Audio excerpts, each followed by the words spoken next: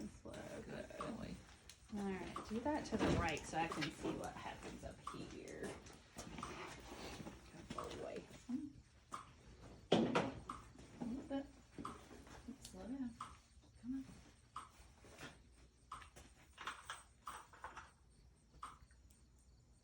Alright, so it's not flipping back and forth.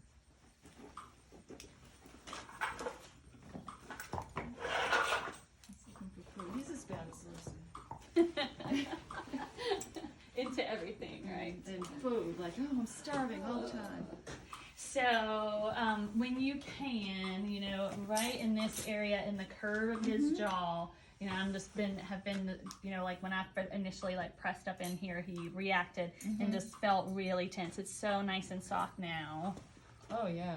So when that gets kind of hard, then that's when I would ask you to just pull that tongue away from the opposite side of where the tension is. So Okay. if it's tight here on this left side, your tongue's gonna be pulling out to the right. Okay. And it took a while. Like most horses, I can kind of hang there for a minute and they're soft and their like tongue goes soft, and then that's when I know I can let go.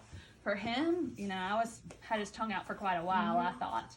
And you know, I would initially just start with where you feel some tension, but it's not going to hurt to do both sides. Okay.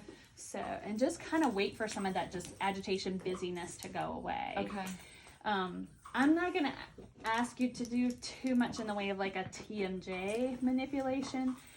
The way I do it is I press in on the masseter muscles at the same time, and then I start rocking my hands alternating. You can't rock them both at the same time because it's one big bone that you're manipulating. So I just kind of stretch down on the left, stretch down on the right. You know, that if you want to play with that, I can play with I see it kind of play with, you know, be soft, and maybe don't I be could tense. even use a little bit of the Masterson idea of light, and see which, Yeah, absolutely. And see if we can keep, because when I first, you know, touched these masseter muscles, I mean, he was just clenching and just tight. So we'll see if that, You know, keep that happy. There's days that I'll do a little bit with him and I'll get a little bit of a yawn, but it's a weird yawn. It's like sideways and not opening his mouth very far.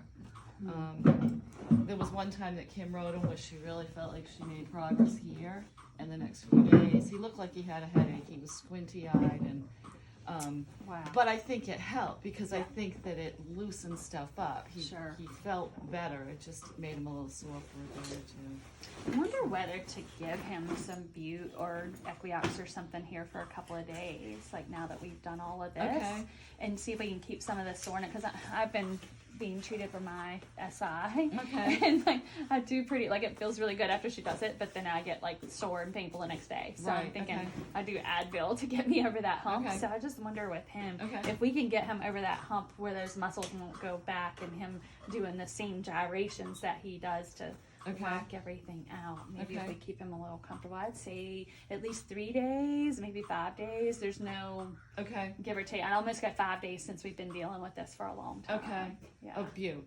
Butte is the most effective. I do 1 twice a day. 1 twice a day. Yeah. Okay. I think that's going to be more effective than doing Equiox. He doesn't get indigestion or any stomachache kind of. Okay. So Butte, 1 gram twice a day, 5 days. Yeah. See if we can break over the hump from him potentially getting some soreness there and going back. All right. What do you think? Sounds good.